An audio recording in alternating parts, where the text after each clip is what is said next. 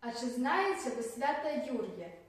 Наша деревня не просто деревня, а село, бо у нас есть Юрьевская церква, якая построена у честь святого Юрия, а свято гэта у нас престольное. На Юрий даже самые абыякие хозяйки зранку бегут садить гарбузы и сеять огурки. Считается, что каб был добрых урожай гарбузов, то треба зранку не доить корову, ни с кем не говорить по дороге. Гурки обычно сеяли мужчины. Я так і знала, що поки мене нема, ніяка робота по хазяйству не робиться. Левон, вставай, чого ти розлегся? Пошли гурки сеять.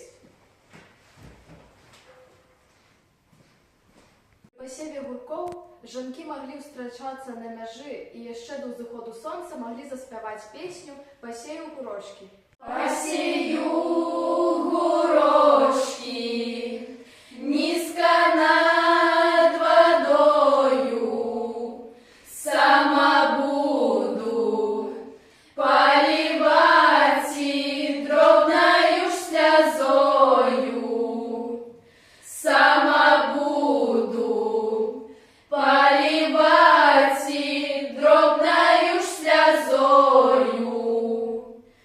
Выросли гурочки, широкие радошки, не бачила миленького 4 годочка, не бачила миленького 4 годочка.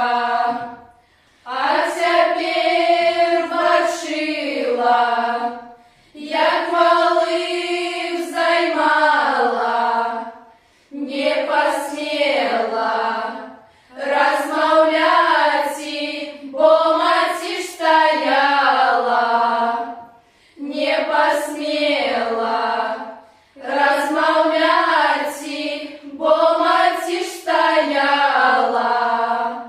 Я ему писала беленький листочек, приди, приди, мой миленький, хоть на 1 часочек, приди, приди, мой миленький, хоть на 1 часочек.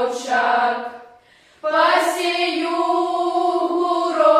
гурочки низко над водою, сама буду поливать и дробною слезою, сама буду поливать и дробною слезою. Ну що, Левон, пошли в церкву?